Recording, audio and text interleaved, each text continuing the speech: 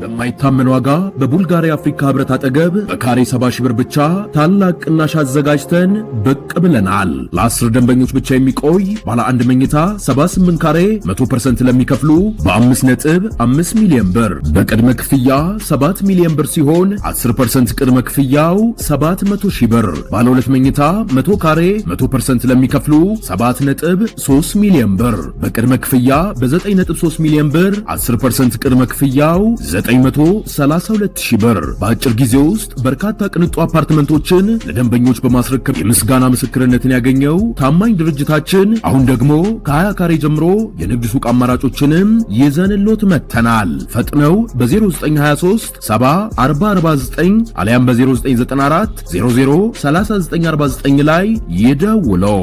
ሰመር ሪል ስቴት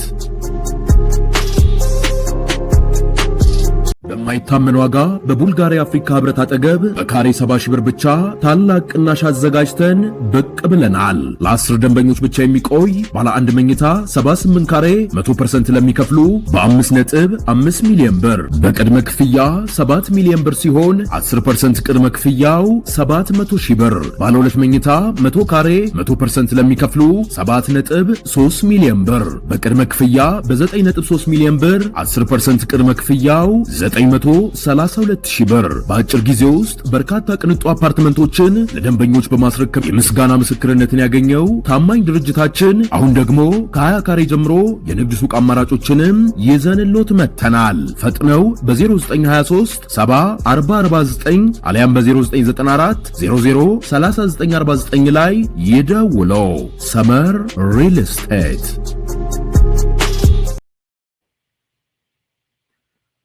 አራቱ መሰረታዊ ጥያቄዎች ወይም አራት ወይ አምስት የተወሰኑ መሰረታዊ ጥያቄዎች ጻፏቸውና እየተነጋገርንባቸው እንሄዳለን። በመረጃ በማስረጃ እንነጋገራለን። አንደኛ፣ የደብረ ጽዮን ፖለቲኮ ሚሊተሪ ዘረኛ ቡድን ለምንድን ነው እያሰማ ባለው ፉከራ ባለው ቀረርቶ ልክ ወደ ጦርነት መግባት ያልቻለው? ለምንድን ነው ቀረርቶኛ ሆኖ የቀረው? ለምንድን ነው የእጁ ደብተራ ሆኖ የቀረው? ቴንክ ዩ ተመስገን። ጦርነት የማድረግ ፍላጎቱ ምን ገደበው? ይሄ አንድ ጥያቄ ቁጥር 1 በሉና ያዙልኝ ማለት ነው። ጥያቄ ቁጥር 2፣ ይሄ የደብረ ጽዮን ፖለቲኮ ሚሊተሪ ዘረኛ ቡድን ምን ብለን እንበይ ነው? ስለ ሌቭሊንግ ዛሬ እናወራለን። ስለ ብየና፣ ስለ ፍረጃ ምን የሚል ስያሜ እንስጠው? ስያሜ ያጣውልሽ እንዳለው ዘፋኙ ስያሜ ያጣውልሽ እንበለው ወይስ ምን ስያሜ እንስጠው? ምን ሌቭል እናድርገው? አዲስ ኮምፓስ እንደምታውቁት ሁሉ ነገር ሲጀምር ሌቭል አድርጎ ነው፣ በይኖ ነው የሚገባው፣ ፈርጆ ነው የሚገባው። ስለዚህ ጥያቄ 2 ምንም በለው ይሄንን ቡድን የደብረ ጽዮንን ፖለቲኮ ሚሊተሪ ዘረኛ ቡድን ምን እንበለው ሚል ነው። ሶስተኛ፣ የደብረ ጽዮን ፖለቲኮ ሚሊተሪ ዘረኛ ቡድን እድሜው ምን ያህል ነው? አሁን ባለው መልኩስ ይቀጥላል ወይ? መቀጠል ይችላል ወይ?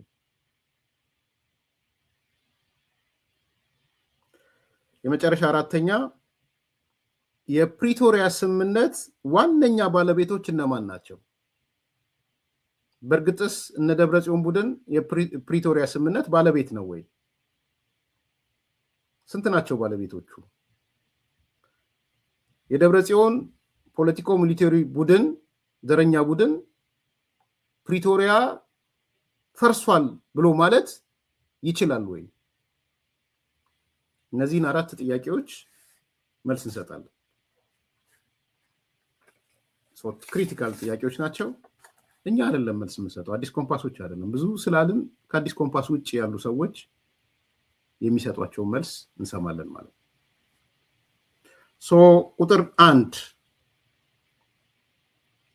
የደብረ ጽዮን ህወሓት እንዳቅራራው እንደፎከረው የዲያስፖራ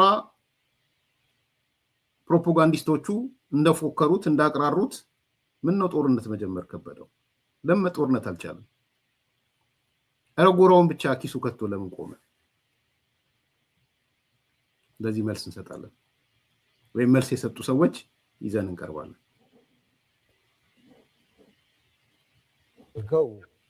ይሄ ምክር ቤት ከተቋቋሙ በኋላ እንትኖቹ መገለጫዎቹ እየሰፉ ሄደዋል።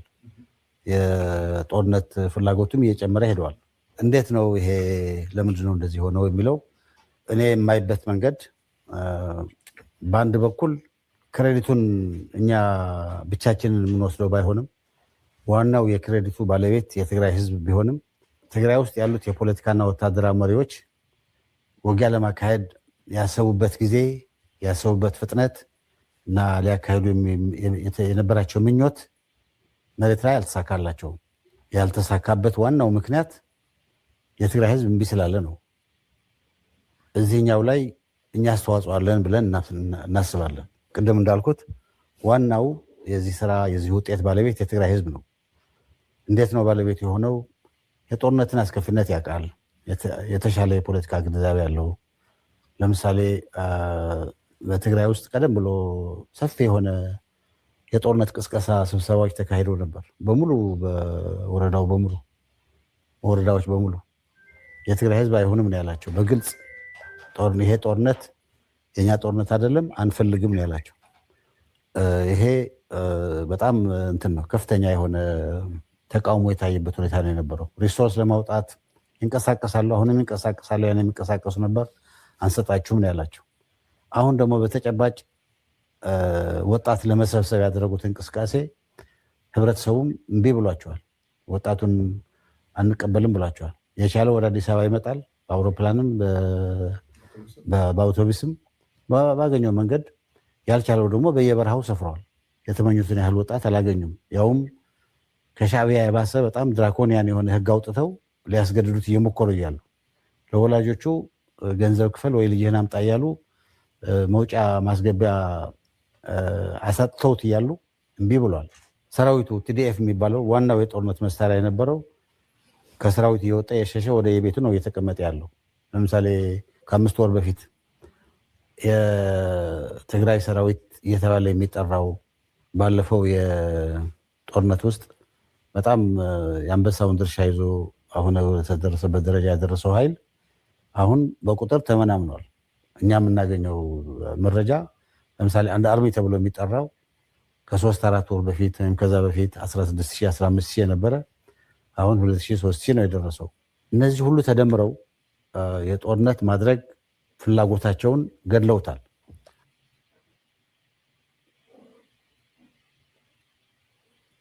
ሀብታሙ ጥያቄን አይቻለሁ። ሀብታሙ አሰፋ በተለይ መጨረሻዋ ላይ ይልቁንስ ይህ ጥያቄ የሆነብኝ መንግስት ህወሓት ላይ እርምጃ ለምን ወስዶ ትግራይን አይቆጣጠርም? አይ ቲንክ አቤም ቅድም ሲያነሳ ከነበረው ጋር የሚያያዝ መሰለኝ። ለዚህ ነው አሁን እየተነጋገርን ያለ ነው። የነ ደብረ ጽዮን የነ ፈትለወርቅ የነ ዮሐንስ መዲድ የነ ምግበይ የጦርነት አፒታይታቸው በጣም ኃይለኛ ነው። አፒታይታቸው ኃይለኛ በሆነበት የጦርነት ፍላጎታቸው በከፍተኛ ሁኔታ ጨምሮ ሲያበቃ ወደ ጦርነት ግን አልገቡም። ለምንድን ነው ያልገቡት? ዛሬ መልስ እንሰጣለን። ሁሌም መልስ እየሰጠን ነው፣ ግን በቅርበት ካሉ ሰዎች እየወሰድን ማለት ነው። በእኔ እምነት ጀነራሉም እንዳነሳው በትንሹ ከ10 የበለጡ ኃይሎች ያሳደሩት ተጽዕኖ የደብረ ጽዮን ቡድን የፈትለወርቅ ቡድን ወደ ጦርነት እንዳይገባ አድርጎታል። ቢያንስ 10 ኃይሎች በትንሹ ነው እያልኩ ያለሁት። አንደኛ እንደተባለው የትግራይ ህዝብ እየመለስኩላችሁ ነው። አሁን የትግራይ ህዝብ ፌደራል መንግስቱ ፈጥኖ ጦርነት ቢጀምር ኖሮ የኃይል አሰላለፉ የት እንደሆነ እናቅ ነበረ ወይ?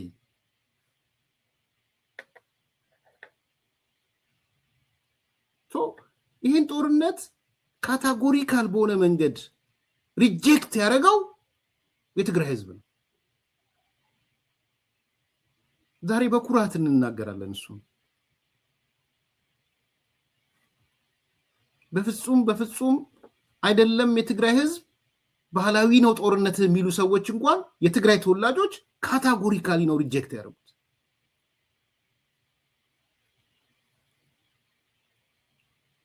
እውነት ነው ጻድቃን እንዳለው ያ ህዝብ የጦርነት ግንዛቤ ያለው ልጆቹን እንደ ጦርነት እየሰጠ ሲገብር የነበረ ህዝብ ነው። ከጦርነት የወጣበት ዘመንም በጣም ጥቂት ናቸው። ምናልባት ከሌላው ህዝብ በተለየ እውነት ለመናገር የትግራይ ህዝብ ከሌላው ህዝብ በተለየ ከጦርነት የወጣበትና እፎይ ያለበት ጊዜ በጣም አጭር ነው። የጦርነት ገፈት ቀማሽ ነው። ጦርነትን ያውቃል በደንብ። የጦርነትን አበሳ ያውቀዋል። የጦርነትን ፍዳ ያውቀዋል። ልጆቹን አጥቶ ነው የሚያውቀው። ባሏን አጥታ ነው የምታውቀው። ሚስቱን አጥቶ ነው የሚያውቀው። አባቱን አጥቶ ልጁን አጥቶ ነው የሚያውቀው የትግራይ ህዝብ። ይሄ ኃይል ነው ቅድም እንዳነሳሁት እንደ ህዝብ ሪጀክት ያደረገው።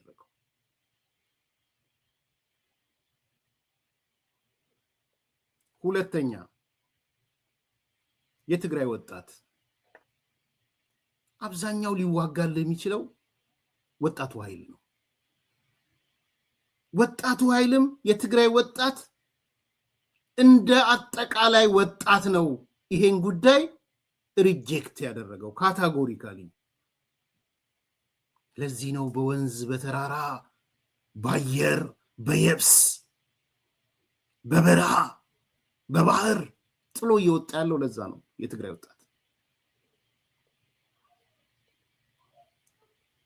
ይሄን እናገኘው ነበረው። የጦርነቱ ቢጀምር ኖሮ ፌደራል መንግስቱ ተነክቻለው አሁንስ በዛ ብሎ ኢንቴንሲቭ የሆነ ጦርነት ቢገባ ይሄን ውጤት እናገኘው ነበረው ወይ? አሁን እንግዲህ ኮስት ቤኔፊት ነው እያሰላን ያለው ነው። በነገራችን ላይ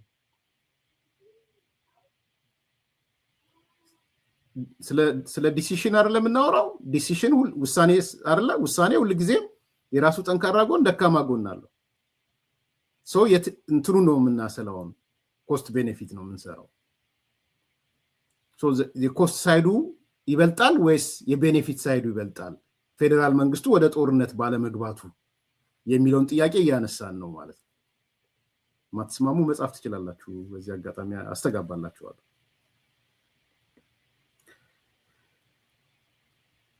ስለዚህ ወጣቱ አልሳተፍም በማለት ለግዳጅ ምልመላ ፍቃደኛ ሳይሆን ወጥቷል። ጭምብል እየለበሱ ነው ዛሬ አፈሳ እያካሄዱ ያሉት። ፍቃደኛ ስለሆነ ነው ወጣቱ ጭምብል እስከ መልበስ ያስኬዳቸው። አልሻባብ የሆኑት ያ ህዝብ ፍቃደኛ ስለሆነ ነው። ሶስተኛ በጣም ዛሬ አዲሱ ስቶሪ በደንብ ላነሳ የምፈልገው አሁን ሶስተኛ ማነሳው ነው።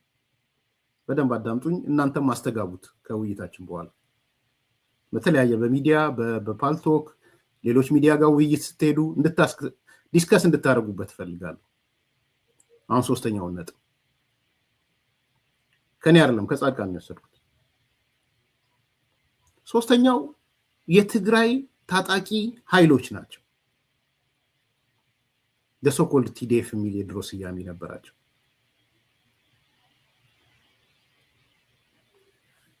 እነዚህ ቲዲኤፍ የሚባሉት ወይም የትግራይ ታጣቂ ኃይሎች የጦርነት ፍላጎት ብቻ ሳይሆን ሽሽት ላይ ነው ያሉት።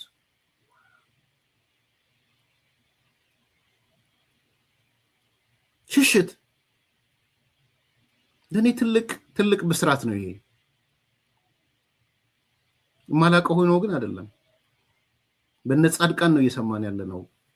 በራሳቸው ባደራጁት ሰዎች ነው እየሰማን ያለ ነው። ትላንት ያዋጉት ጀነራል ሆነው የጦር መሪ ሆነው ባዋጉት ሰዎች ነው እየሰማን ያለ ነው። ከፈረሱ አፍ ማለት ነው።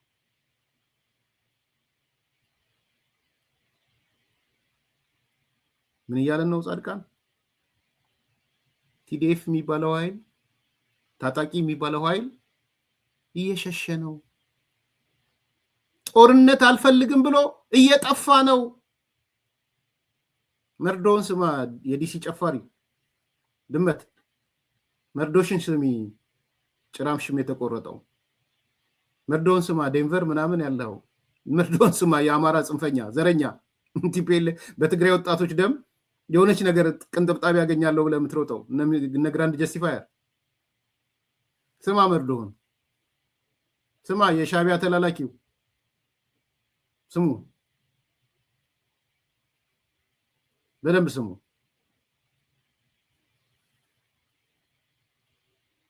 ታጣቂው ኃይል አልዋጋም ብሎ እየሸሸ ነው። በቁጥርም እየተመናመነ ነው። ዛሬ ዳታውን ነግሮናል። ጻድቃን ምን አለ? ዳታውን ለምሳሌ አለ አርሚ የሚባለው 16,000 ነበር የነበረዋል። ከ16,000 ስንት ወረደ አለ? 3,000 ወርዷል። በአርሚ የሚባለው ያደራጁት አካል ቁጥሩ 15,000 ነበር አለ። ከ15,000 ወደ 2,000 3,000 ወርዷል አለ።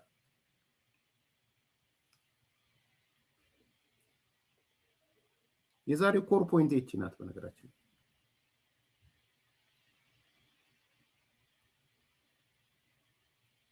ዋይ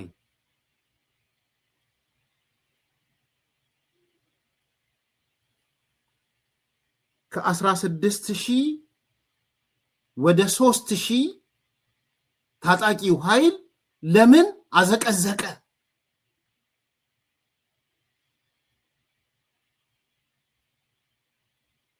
የቁልቁለት ጉዞ ከ15,000 ለምንድን ነው ወደ 3,000 2,000 ያዘቀዘቀው? ጻድቃን እየዋሻ አይደለም። በነገራችን ላይ እየዋሻ ለመሆኑን አዲስ ኮምፓሶች ከወራት በፊት መረጃ ይዤላችሁ መጥቼ ነበር። እንድታስታውሱ ፈልጋለሁ።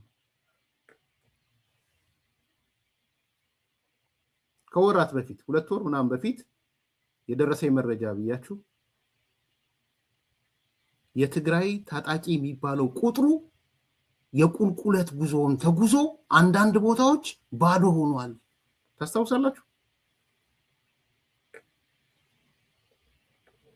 የሚሸሸው ሸሽቶ ሰው ያለው ገንዘብ ላኩልኝ ብሎ ወደ አዲስ አበባ ወደ ባህር የሄደም አለ። በነገር ወደ አረብ ሀገሮች የሄደው ብሏል።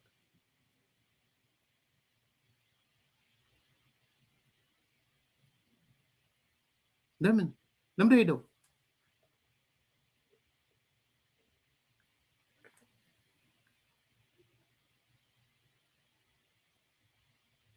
ለምንድን ነው የዚህን ያህል የቁልቁለት ጉዞ ያደረገው?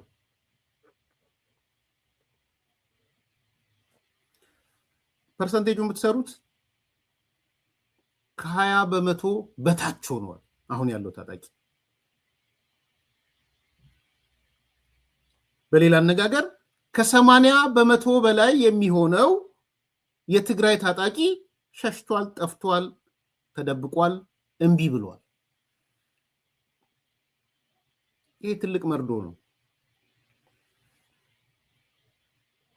አዋጁን ያስወጣባቸው አንዱ ምክንያት ይሄ ነው።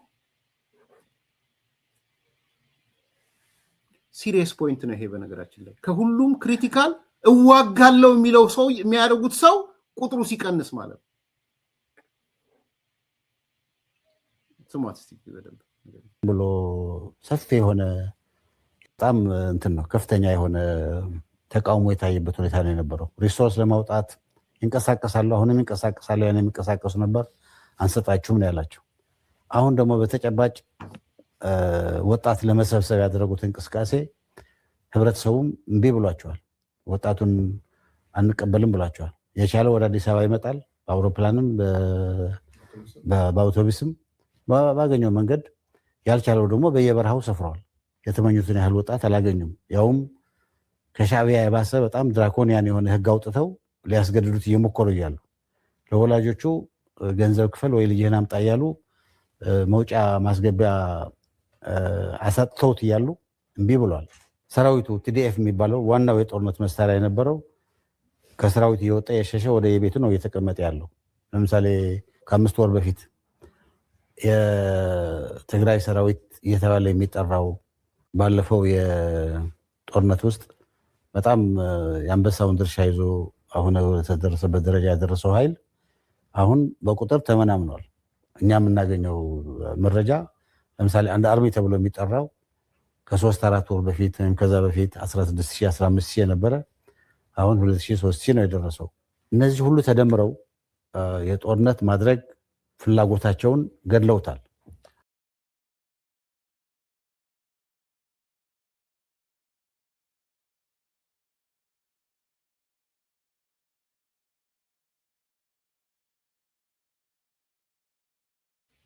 ሰማችሁት አይደል? ጻድቃንን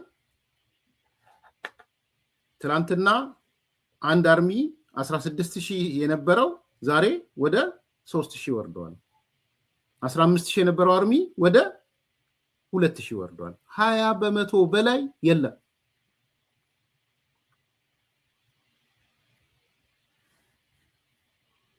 ከ80% በላይ የለም። ያለ የቀረው ከ20% በታች ነው የቀረው። ስለዚህ ምን አረጋገጠልን? አዲስ ኮምፓስ ከወራት በፊት ለቤተሰቦቹ የሰጠውን መረጃ ጻድቃን አረጋገጠልን። ስንት ነው ቁጥራቸው ለመሆኑ? ታጣቂው ቁጥሩ ስንት ነው? እሱም ብቻ አይደለም የጠየቅነው። ታስታውሱ ከሆነ ተፈናቃዩስ ቁጥሩ ስንት ነው የሚል ጠይቀናል። አሁን ስለ ተፈናቃይ የምናወራበት አይደለም።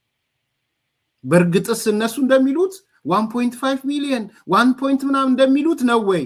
ለጊዜው ተፈናቃዩን እንተወው፣ ስለ ታጣቂው እናውራ ብዬ።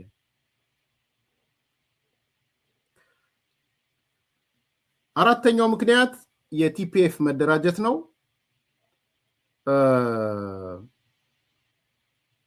ይሄን ብዙ የምታውቁት ስለሆነ መሄድ አልፈልግም።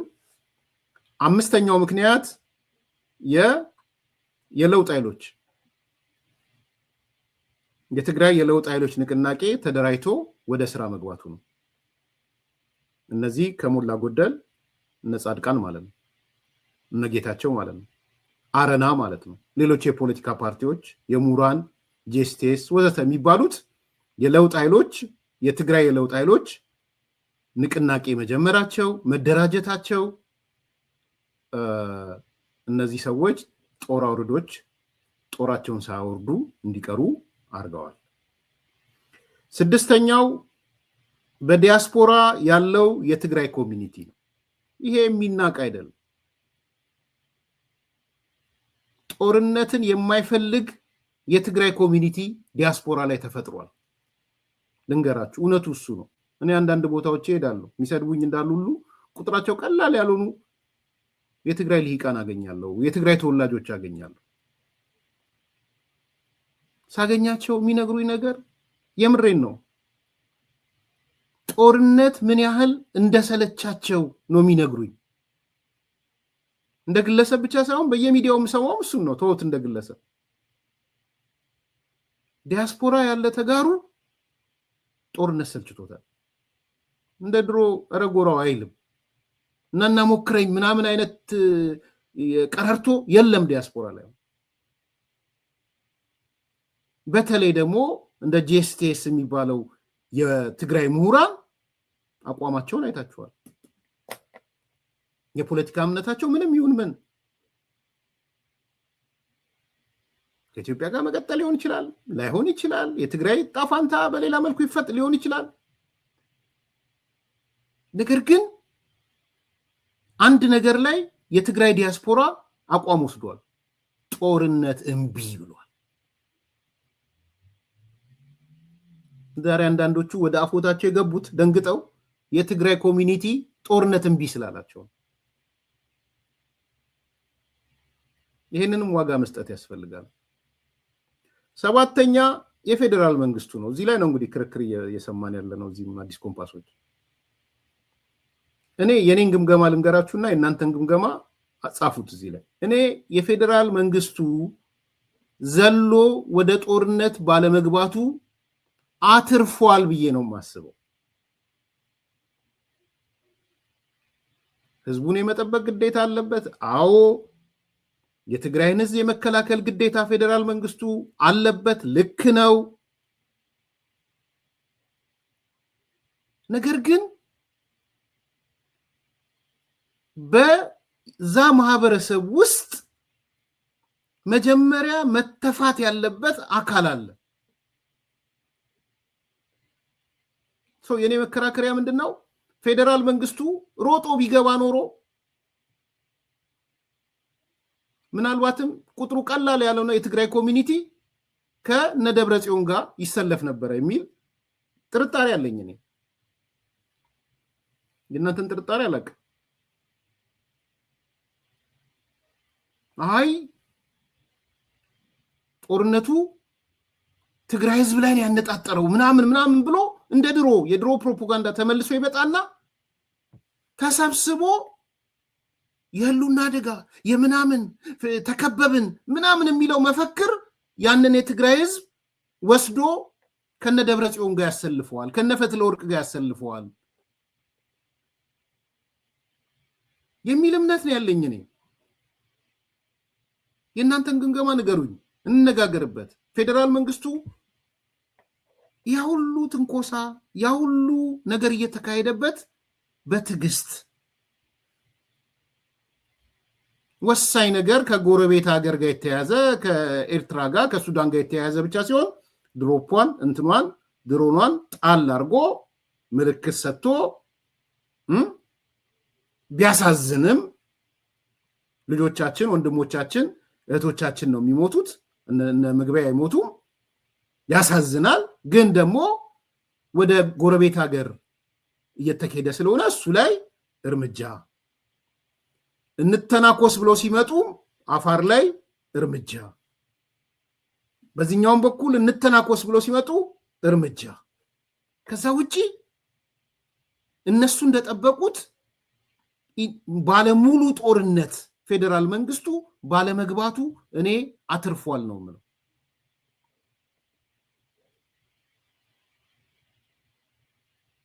እነሱ ፌዴራል መንግስቱ ቢገባላቸው ኖሮ ደስተኛ የሆኑ ነበር። እነ ምግበይ ያሳጭዱት ነበር ይሄን ወጣት። እኔ እንደዛ ነው የማስበው። አዲስ ኮምፓሶች የፌዴራል መንግስትን ትዕግስት እንደ ፍራቻ አላየውም። ማንም ምንም ይበል የፈለገውን። አንዳንዴ ፈሪነህ ምንድነህ አትችልም አቅመቢስ ነህ ምናምን ተብለህ በወቅቱና በሰዓቱ ራስን ማሳየት ይጠቅም ይሆናል ብዬ አስባለሁ። ፕላስ ብዙ ጊዜ ነገራቸዋል። እኔ ፕራይም ሚኒስትሩን ገምገም ካላችሁኝ አንዱ ባህሪ ደካማ መስሎ መታየትን እንደ አንድ ስትራቴጂ ሲጠቀምበት ነበር ብዬ አስባለሁ፣ ወይ ነበሩ ብዬ አስባለሁ። በሰዎች ዘንድ ደካማ የማይችል ተደርጎ መታየት፣ ከዛ በኋላ ግን በተግባር እንደምትችል ማሳየት። ብዙዎቻችን ምናልባት ያመንነው እሱን ነው ይመስለኝ። እኔ ኤርሚያስ እንደግሉ ብትጠይቁት that's what I feel። ብዙ ነገሮች በተግባር ነው ያመንኩት። እኔ አፈጻጸም አይቼ ነው ያመንኩት። ለካ እንደዚህ መፈጸም ይችላል ወይ ብዬ አንዳንድ ነገሮች እንደውም ከአይምሮዬ በላይ የሆኑ ነገሮችም አይቻለሁ። ከአይምሮዬ በላይ እንደ መንግስት ኃላፊነት ውስጥ እንደቆየ ሰው፣ የፓርቲ ስራ ውስጥ እንደቆየ ሰው፣ በከፍተኛ ኃላፊነት ውስጥ እንደቆየ ሰው ከአይምሮዬ በላይ የሆኑ ስራዎች አይቻለሁ። እኔ መሰክራለሁ። ማንም እንዲደሰት ማንም እንዲከፋው አይደለም። በእኛ ዘመን ያልተሰሩ ከህሊና በላይ ሊሆኑ የሚችሉ ነገሮች ተሰርተው አይቻለሁ። የትላንትናው የወንዞች ዳር ከማስበው በላይ ነው የሆነብኝ። እኔ የምሬን ነው የምላችሁ። በጣም ደስ ብሎኝ ነው 10 ጊዜ አላየሁትም። 10 ጊዜ አይቼዋለሁ መሰለኝ፣ ወደ ሌላ እንዳልገባ እንጂ። ጠቅላይ ሚኒስትሩ ሲናገር ከነ ቪዲዮ 1 ጊዜ፣ ወይዘሮ አዳነች ስትናገር ከንቲባዋ 2 ጊዜ፣ ማን ባልቻ የሚባለው ሲናገር 3 ጊዜ፣ የሆነ ኤክስፐርት መቶ ሲናገር 4 ጊዜ፣ ለብቻው ቪዲዮ ሲታይ 5 ጊዜ፣ ከዛ በኋላ የጠቅላይ ሚኒስትሩን ድጋሚ 6 ጊዜ፣ የሆኑ ሰዎች አስተያየት ሲሰጡ 7 ጊዜ፣ ሰው 10 ጊዜ አይቼዋለሁ። የወንዝ ዳሩ ጊዜን ወስዳችሁብኛል፣ ክፈሉኝ ታይሜን። አመሰግናለሁ ለሱ ለሰራችሁት ስራ በጣም በጣም አክብር ያለው አመሰግናለሁ። ደስ ብሎኛል። እንደውም እንደ ቤተሰብ ስናወራ ነበረ፣ ሙያው ላይም ስላሉ ቤተሰቦቼ እንደው ይሄ ሪቴኒንግ አለው ወይ ትንሽ ውሃውን ስናየው እንደ ሙያ ልናገርና እኔ ሳሎን እንደ ቤተሰቦቼ ወንዙ ትንሽ ቆሸሽ ያለ አፈር ይዞ አይተው ይሄ ነገር እኮ በእንዲህ መልኩ ይቻላል፣ ምናልባት ፕሮፖዛልም ሰርተን እንልክላቸዋለን። ሆነስትሊ እዚህ ሀገር እንዴት ሪቴን እንደሚያደርጉ ቤተሰብ ስናወራ ነበረ። ይሄ ንጹህ ውሃ እንዴት ኮለል ብሎ እንዲወጣ ሳር ያደርጋሉ፣ የሆነ ሪቴን የሚያደርጉበት መንገድ አላቸው። ይቅርታ ወደ ሌላ ገባው፣ ኢምፖርታንት ስለሆነ ነው። አለ ሜካኒዝም ንጹህ ውሃ ኮለል ብሎ እንዲወጣ የሚያደርጉበት እዚህ ሀገር በእያንዳንዱ በተለይ ሳር መትከልና ከሳሩ ስርም የሚደረግ ነገር አለ አሉ እና የሙያ ሰው ስለሆነ ለሙያዎቹ ልተዋቸው፣ ግን ረጅም ሰዓት ሰተን ከባለቤቴ ጋር ሳወራ ነበረ በዚህ ጉዳይ ላይ እና አይ ቲንክ ውሃውን ስናየው የሆነ ነገር አየን፣ እንደ አፈር የያዘ ውሃ እና አፈሩን ሪቴን ማድረግ ይቻላል የሚል ነገር ስለተነሳ እስቲ እኔ አነሳላችኋለሁ። ወይዘሮ አዳነችንም ካገኘኋት አነሳላችሁ፣ እዛ ዙሪያ ያሉ ሰዎችንም አነሳላችኋለሁ። እዚህ ሀገር የሚያደርጉትን ነገር ያው ኤክስፒሪየንስ አይደል የምንለዋወጠው፣ ያገኘነውን ተሞክሮ መስጠት ነው እና አይ ቲንክ እንትኑን ፕሮፖዛሉንም አነሳላችኋለሁ ለቅርብ ሰዎችም፣ ለነዘሪውንም ለነሬዳዋንም አነሳላችኋለሁ። ፕሮባብሊ ያ ነገር የተሻለ የሚሆንበት ደረጃ ይሄ አሜሪካኖቹ ሪቴን እንደሚያደርጉት ንጹህ ውሃ ኮለል ብሎ እንዲወጣ አፈራቸውን በጣም ነው የሚጠብቁት እና ኢኔኒ ኬዝ በጣም ደስ የሚል ስራ ነው። እውነቴን ነው። ምን አለ አዲስ አበባ እንደዛ ሆና ስመለከት በቃ እንደገና መወለድ ነው። ማንም ምንም በል እንደፈለክ ጨፍር፣ ከፈለክ ይሄን ቁረጥና እንደገና የመወለድ ያለው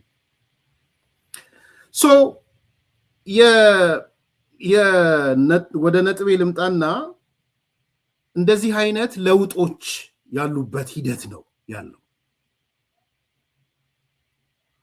እነዚህ ለውጦች የመጡት በትዕግስት ነው።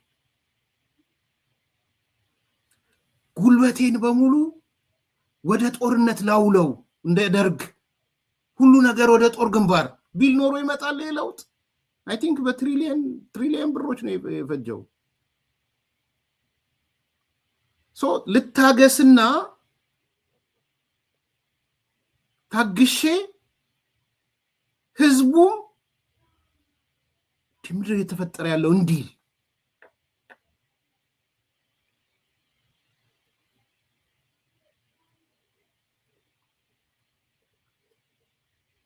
ትልቅ ነገር ነው።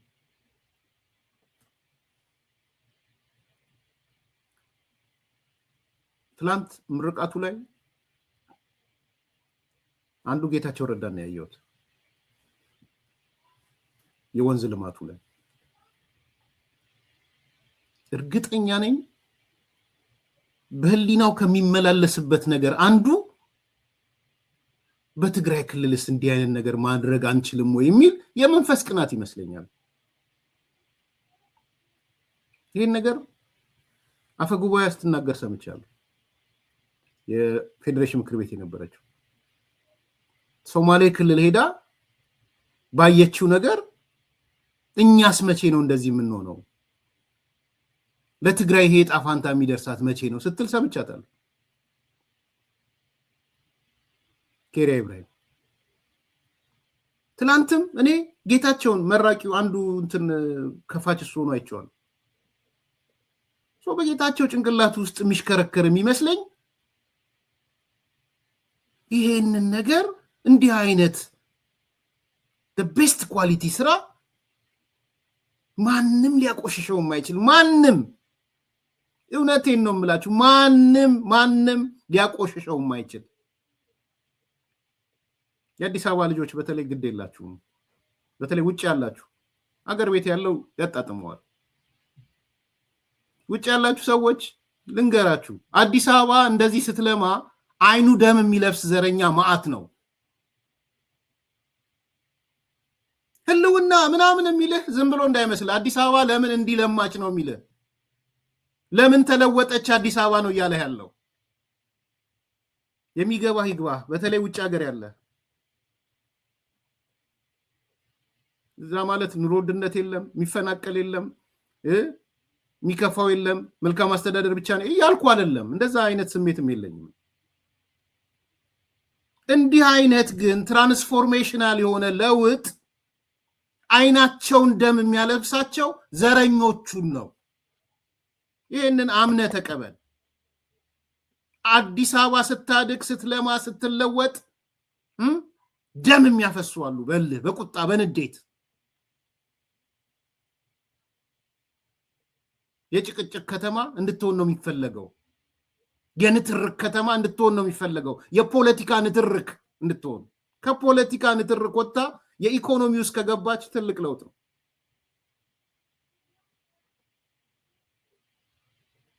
ስለዚህ ይሄ የመጣው በምንድነው ፌደራል መንግስቱ ሁሉ ነገር ወደ ጦር ግንባር ብሎ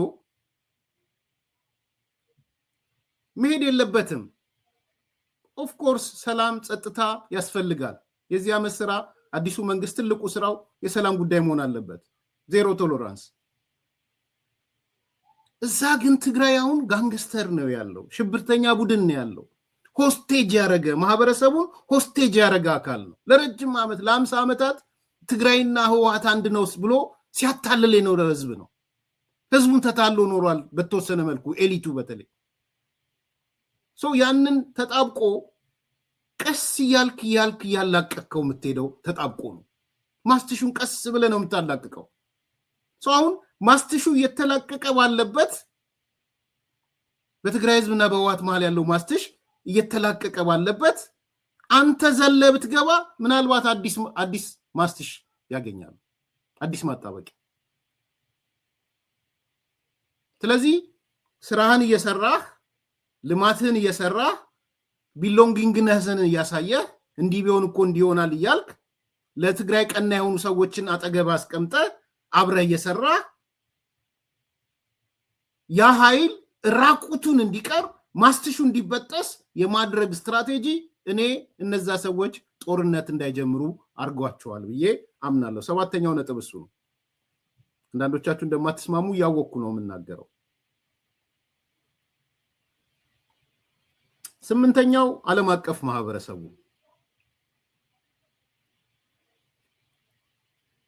ዓለም አቀፍ ማህበረሰቡ ጥሩ እርምጃ ነው የወሰደው የአሜሪካ መንግስት የአውሮፓ ህብረት የአፍሪካ ህብረት በግልጽ ወጥተው ጦርነት ቀስቃሽ ብለውታል ሰላም አዋኪ ብለውታል የቀጠናው በጥዋጭ ብለውታል ከዛም አልፈው ወደ ቅጣት ሄደዋል አሜሪካ መንግስት ወደ ቅጣት ሄደዋል ከዛ አልፎ ያስደነግጣል እንዳይመስላችሁ አየር ላይ እንደሚያወሩት አይደለም ፓስፖርት የለንም ምን ፓስፖርት የሌለው ቪዛ ቢከለከል ምን ችግር አለው እንደሚሉት አይደለም እንዳይመስላችሁ ደይኖ በዲቴል ያቁታል ቅስም ሰባሪ ውሳኔ ነው ልንገራችሁ it's not the issue of passport ወይም የነሱ ልጆች አይደለም አጀንዳው ጦርነት ከተለኮሰ ቀጠናው ላይ ያለው መተራመስ ተጠያቂው ደብረጽዮን ነው ፈትለ ወርቅ ናት መዲድ ነው መንጁስ ነው እየተባለ ነው ቀጠናው ላይ ባይዘው it's not only ኢትዮጵያ ቀጠናው ላይ ሱዳንን ጨምሮ የሱዳን ብጥብጥን ጨምሮ because አርሚ 70 የሚባለው ቢወጣ ምናልባት የሱዳን ብጥብጡም ይቀንሳል ዛሬ ደግሞ አርሚ 13 አርሚ ምናምን እያሉ እየሸጡ ነው። አንድ ወታደር በ$200 እየሰጡ $50 ለሱ እየሰጡ 150ውን ሻቢያና ህወሓት እየተከፋፈለ ነው። ሂውማን የሰው ወታደር መሸጥ ጀምረዋል። የሰው ልጅ መሸጥ ጀምረዋል ለጦርነት። ይሄ ሁሉ የተጋለጠው የፌዴራል መንግስቱ ስራውን እየሰራ ጦርነት ስላልገባ ነው።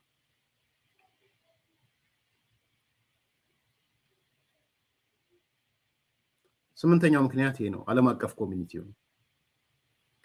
ዘጠነኛው የህወሓት ፖለቲካ ሞኒተሪ ኦፕሬሽኑ የሻቢያ እነ ደብረጽዮን ሻቢያ የጠበቁትን ያህል አልደገፋቸውም። በነገራችን ላይ ተጨባጭ መረጃ ነው።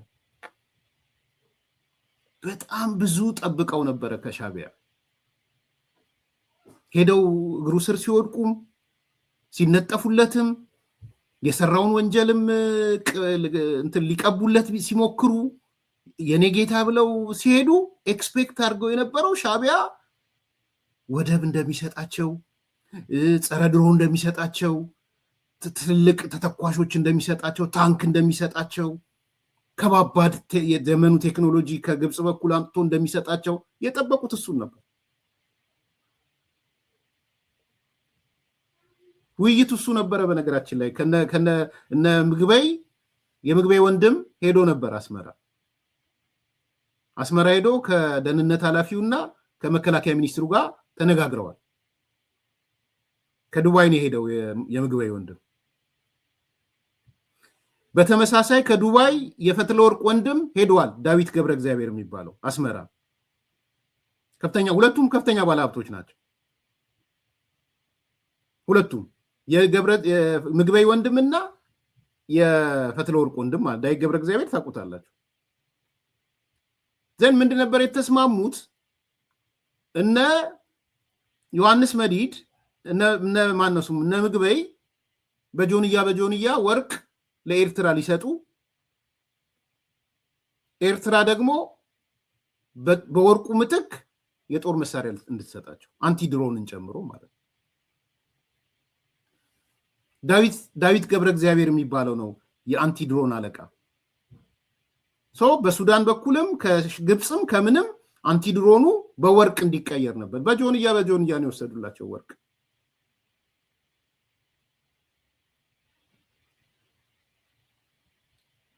ሻቢያ ነግበኔ በሚል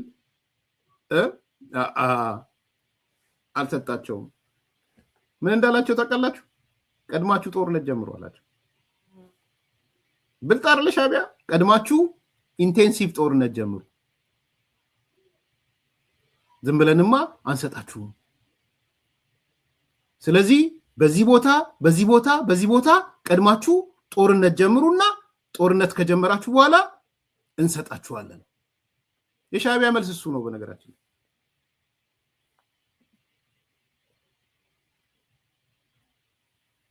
እንኳን አንቲ ድሮን በሰፊው ሊሰጣቸው ቀርቶ እንኳን ጸረ ታንክ በሰፊው ሊሰጣቸው ቀርቶ እንኳን ዘመናዊ ቴክኖሎጂ ሊሰጣቸው ቀድማችሁ ሁሉን አቀፍ ጦርነት ኢንቴንሲቭሊ ጀምሩና ከዛ አግዛችኋለሁ፣ እስከዛው ስልጠና ሰጣላችኋለሁ፣ እየመልመላችሁ አምጡ፣ ስልጠና ሰጠላ ሳዋ ሰለጥናለሁ ነው ያላቸው። ወገባቸውን የቆረጠው ባይዘዊት ሻቢያ ቢኮዝ ሻቢያ የሚፈልገው ጦርነቱ ትግራይ ተጀምሮ የትግራይ ወጣቶች እንዲፈጁለት ነው የሚፈልገው። ብልጥ ነው ይሱ እኮ ቀላል ሰው እንዳይመስላችሁ። የለውማ እንዴ ጦርነቱ ከትግራይ እንዲወጣ አይፈልግም፣ ከአማራ ክልል እንዲወጣ አይፈልግም። ብድግ ዝም ብለው አይደለም መተውን ሻቢያ ጄኖሳይደር ነው፣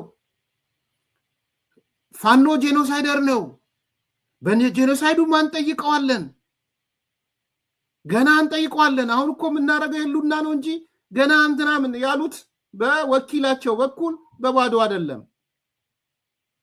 የትግራይ ህብረት የሚባል ፈጥረው የትግራይ ህብረት የሚባል ከህወሓት ጋር የፈጠሩ ሰዎች ናቸው ወጥተው ሻቢያ ጄኖሳይደር ነው፣ ፋኖ ጄኖሳይደር ነው ያሉት። ከባዶ አይደለም። አሊያንስ ፈጥረዋል ከህወሓት ጋር። አሁን የሚናገረው ትናንት ያቀረብነው ተማሳይ ነው። ነገር ግን ከሱ ጋር መስራትን እየደገፍክ ነው አይደል?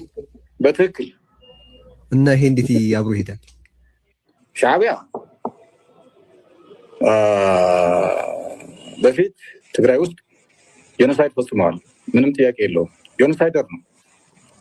ፋኖም በተማሳይ መልኩ ጄኖሳይደር ነው።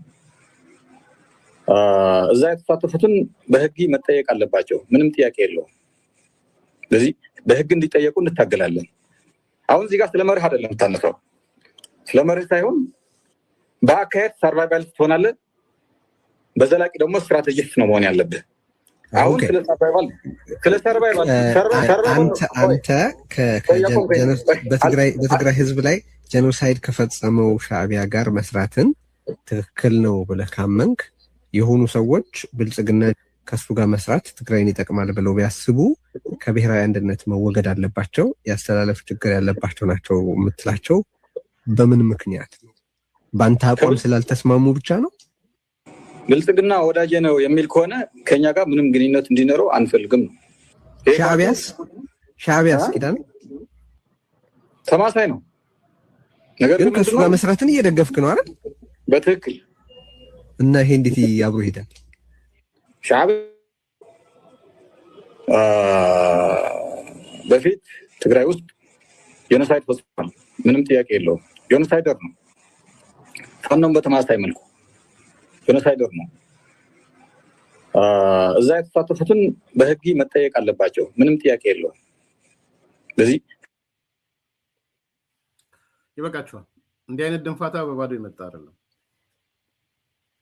ኦልሬዲ ሻዕቢያ አንዱ ዳጅ አብርሃም ኤርሚያስ አይምሰል ቲፒኤፍ አንቲድሮን አግኝቷል ምናምን ከግብፅ ምናምን ለመዘናጋት ነው ምናምን እና ያለን እሱ አብርሃም ያንተን አስተያየት ወስዳለሁ።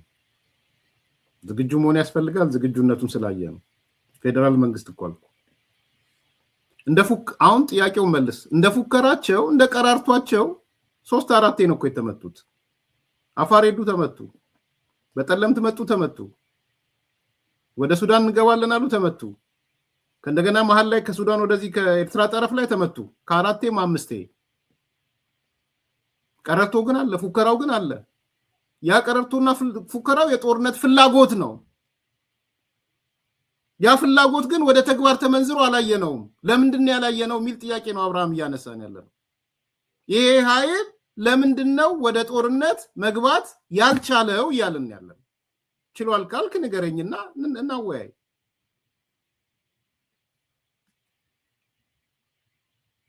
ስለዚህ ሻዕቢያ ኢንቴንሲቭ የሆነ ጦርነት ውስጥ ግቡና በወሎ በኩል በተለይ ኃይላችሁን አሰባስባችሁ ግቡ፣ ቲፒኤፍን አጥፉት፣ የትግራይ ፒስ ፎርስን አጥፉት፣ ካጠፋችሁ በኋላ ሄዳችሁ የወሎን መንገድ የአሰብን መንገድ ዝጉ ነው ያላቸው። ኢቭን በወልቃይት በኩል አልፈቀደላቸውም። እሱ በኋላ እናየዋለን ያላቸው። ምክንያቱም ወልቃይት የአማራ ነው ብሎ ነው የሚያምነው ሻዕቢያ። በዛ በኩል ድንበር ትግራይ የላትም ብሎ ነው የሚያምነው ሻዕቢያ። እስካሁንም አልቀየረው። እዚህ ውይይት ላይም ሰምታችኋል። ሻዕቢያ ወልቃይት የአማራ ነው ብሎ ነው የሚያምነው። የአማራ ሊቃን ፕሮ ሻዕቢያ የሆኑበት አንዱ ምክንያት እሱ ነው። ባይዘው ቁጥሩ ቀላል ያለው የአማራ ሊቃን ለሻዕቢያ ፕሮ ነው። ስገድ ቢባል ይሰግዳል። ቁጥሩ ቀላል ያልሆነ እየሰገደም ነው የአማራ ሊቃን። ህወሓት ስትሉት ነው እንጂ ነርቡ የሚነካው። በተለይ ጎንደሮቹ ህወሓት ስትሏቸው ነርቫቸው ይነካል። ሻዕቢያ ስትሏቸው ግን ስገዱ ብትሏቸው ይሰግዳሉ። አንዳንዶቹ የጎንደር አንዳንዶቹ ነው ያልኩት፣ ሁሉም አላልኩ።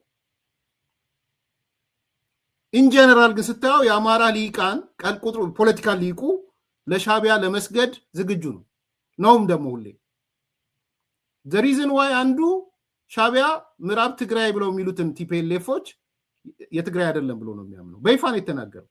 በዛ በኩል ከምዋሰነው ከአማራ ነው እንጂ ከትግራይ ጋር አልዋሰንም ብሎ በይፋ ተናግሯል ሻዕቢያ። እዚህም ትሰማላችሁ ውይይቱ ላይ ጋዜጠኛው ያነሳለን። ስለዚህ ይሄ ቦታ ከአማራም ጋር ስለሚያጣላው ሻዕቢያ ደስ አይለው አይፈልግምም። ስትራቴጂክ የሆነውን ቦታ ህወሓት እንዲይዝበት አይፈልግም። ስለማይፈልግ ምን አላቸው? ጦርነቱን በቲፒኤፍ ሳይድ በአፋር ሳይድ ፈልጉ፣ ኢንቴንሲቭ ዋር አርጉ፣ በዛ ከዛ ሄዳችሁ የአሰብ መንገድን ቁረጡ። በጣም ግልጹ ነው።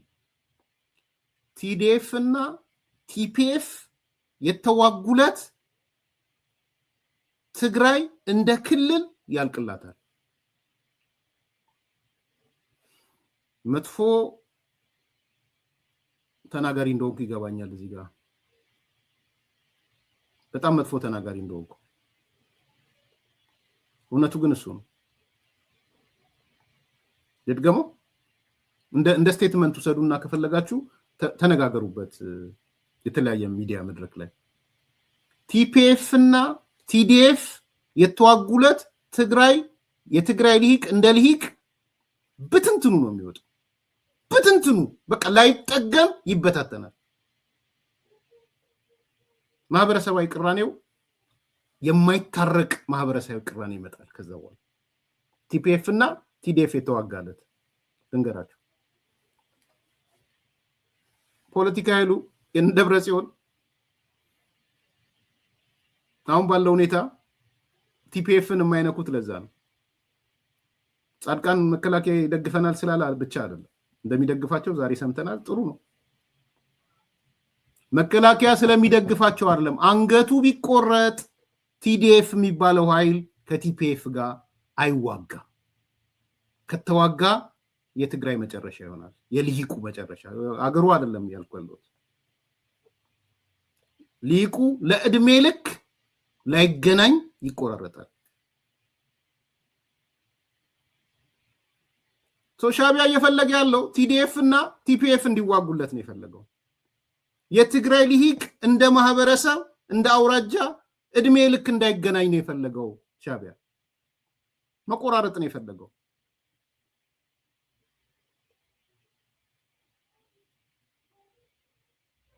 የሻዕቢያ ፕሮጀክት እሱ ነው። ቲፒኤፍ እና ቲዲኤፍ ማዋጋት ነው። በጣም ግልጹ ነው። ቲፒኤፍ የሚባለው አንድ የሆነ ማህበረሰብ ነው። አንድ አካባቢ አውራጃ ሰዎች ናቸው በብዛት። ቲዲኤፍ የሚባለውም ተመሳሳይ። ጸቡ የአውራጃ ጸብ ነው። የጎጠኝነት ጸብ ነው የሚሆነው። ግድያው አንዱ ጎጥ ነው የሚገለው። እኔ ደፍሬ ልንገራችሁ የምትፈሩ ካላችሁ፣ አንዱ ጎጥ አንዱን ጎጥ ይጨርሳል። ስለ ማጆሪቲ ነው የማወራው።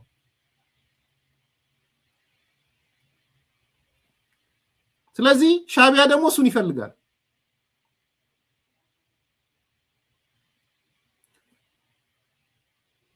ሻዕቢያ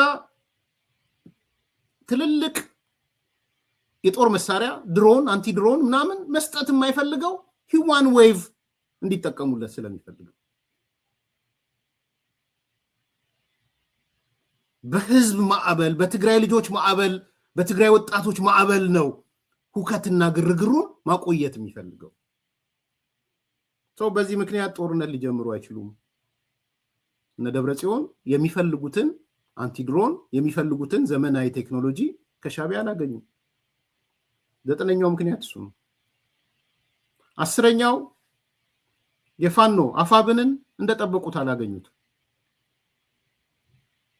እነሱ መስሏቸው የነበረው አፋብን የሚባል ኃይል የሆነ ከአማራው ጋር ትስስር ያለው የአማራ እንትን ያለ አፋብን ሲናገር አማራው የሚሰማ ምናምን ነበር የመሰላቸው። በተግባር ሲገመግሙት አፋብን ወንፊት ላይ ያለ ነው። ለካ የወንፊት ውሃ ሆነባቸው።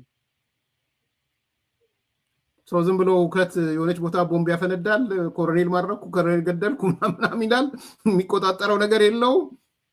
ብለፊንግ ብቻ በቃ ዝም ብሎ የዘመነ ካሴ መርፌ ሆነ። እነዚህ 10 ምክንያቶች ደብረጽዮን ወፈትለወርቅ ምግበይ ወዮሐንስ መዲድ ጦርነት እንዳይጀምሩ ያደረጋቸው ምክንያቶች ናቸው። እነዚህ 10 ምክንያቶች መነሻ ሐሳቡ የጀነራል ጻድቃን ነው። መነሻ ሐሳቡ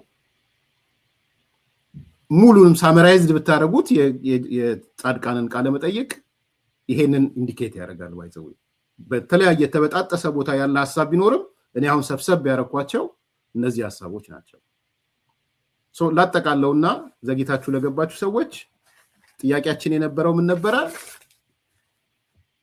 እነ ደብረጽዮን፣ እነ ፈትለወርቅ ሞንጆሪኖ፣ እነ ምግበይ፣ እነ ዮሐንስ መዲድ፣ እነ ወዲም በተይ እንደፎከሩት ለምን ወደ ጦርነት አልገቡም? ቀራርቶና ፉከራቸው አየር ላይ ተበትኖ ብቻ ለምን ቀረ? የጦርነት አፒታይት ኖሯቸው የጦርነት ፍላጎት ኖሯቸው ሲያበቃ ወደ ጦርነት አልገቡም። አየር ላይ ሆነ ተንሳፈፈ ፉከራው። ለምን? እየገፋናቸው አይደለም ጦርነት ግቡ ብለን ምክንያታቸውን ነው እየደረደርን ያለን። ስለዚህ በትንሹ 10 ምክንያቶችን አስቀምጠናል።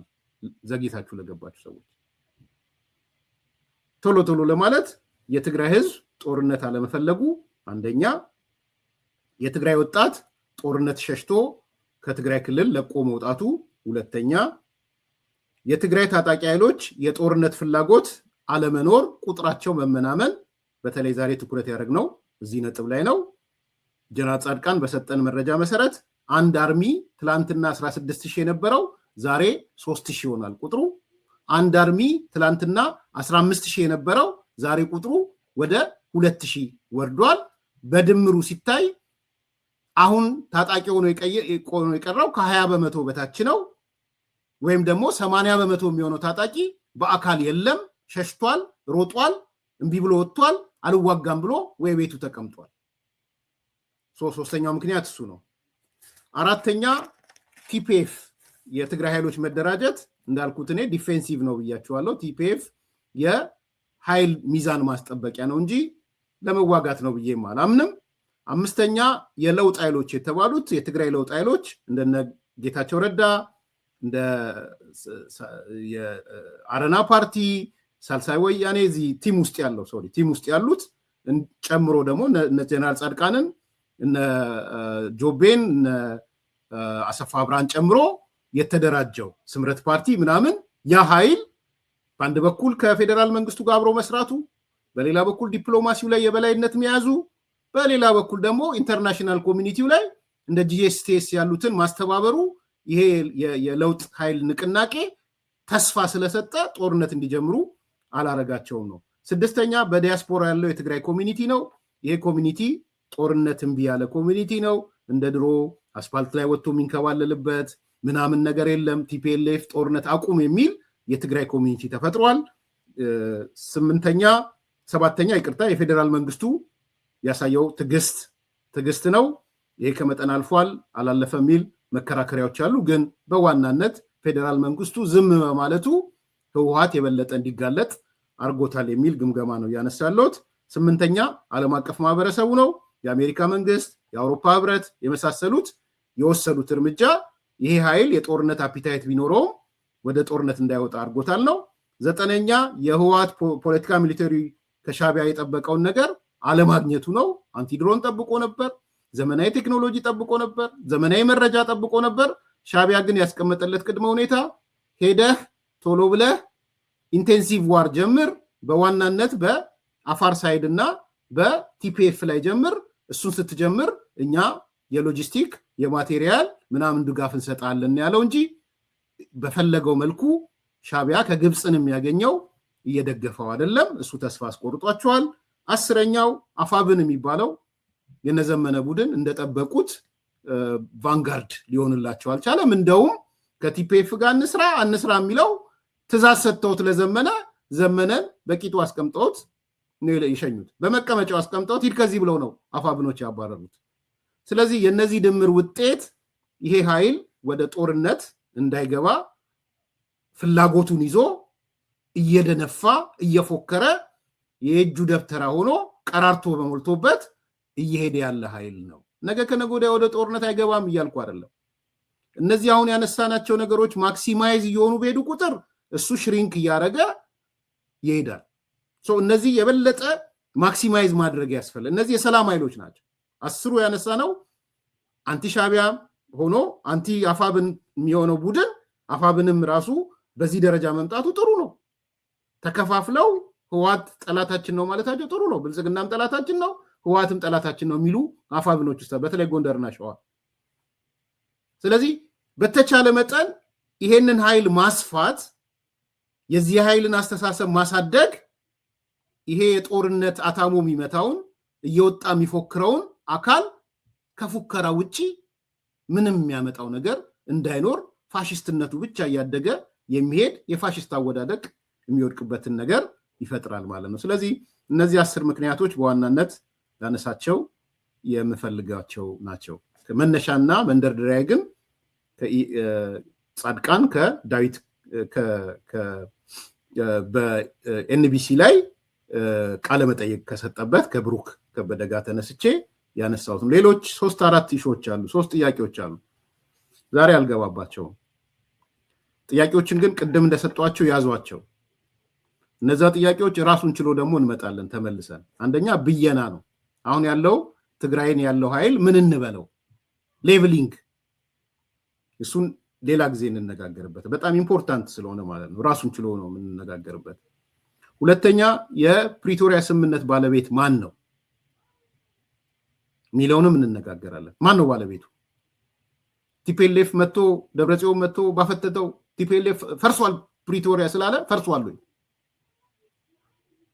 ይህን ጥያቄ ማንስተን ሀሳብ እንለዋወጥበታለን።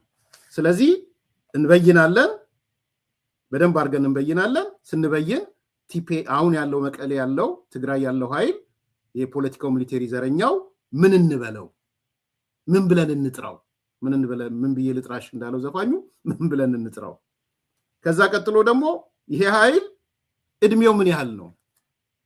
ምን ያህል ይቆያል? እድሜው ስንት ይሆናል? ከዚህ በኋላ ምን ያህል ይቆያል የሚለውንም እንነጋገራለን። በመጨረሻ እንዳልኩት የፕሪቶሪያ ስምምነት ባለቤቱ ማን ነው የሚለውንም እናነሳለን በሚቀጥለው። አሁን ትንሽ ደቂቃ የነዘመነ ላይ ሌላ ዝቅተኛ አጀንዳ አለ። ወደ እሱ አጀንዳ እንሂድ። ላይክ አርጉ፣ ሰብስክራይብ አርጉ፣ ሼር አርጉ እና ትንሽ ፈገግ ብለን አስገርሞን ገርሞን እንነጋገርና የማጠቃለያ ሀሳብ እናነሳለን። በማይታመን ዋጋ በቡልጋሪያ አፍሪካ ህብረት አጠገብ በካሬ 70 ሺህ ብር ብቻ ታላቅ ቅናሽ አዘጋጅተን ብቅ ብለናል። ለ10 ደንበኞች ብቻ የሚቆይ ባለ 1 መኝታ 78 ካሬ 100% ለሚከፍሉ በ5.5 ሚሊዮን ብር በቅድመ ክፍያ 7 ሚሊዮን ብር ሲሆን 10% ቅድመ ክፍያው 700 ሺህ ብር። ባለ 2 መኝታ 100 ካሬ 100% ለሚከፍሉ 7.3 ሚሊዮን ብር በቅድመ ክፍያ በ9.3 ሚሊዮን ብር 10% ቅድመ ክፍያው 932 ሺህ ብር። በአጭር ጊዜ ውስጥ በርካታ ቅንጡ አፓርትመንቶችን ለደንበኞች በማስረከብ የምስጋና ምስክርነትን ያገኘው ታማኝ ድርጅታችን አሁን ደግሞ ከ20 ካሬ ጀምሮ የንግድ ሱቅ አማራጮችንም ይዘንሎት መጥተናል። ፈጥነው በ0923 70 አሊያም በ0994 00 3949 ላይ ይደውለው። ሰመር ሪል ስቴት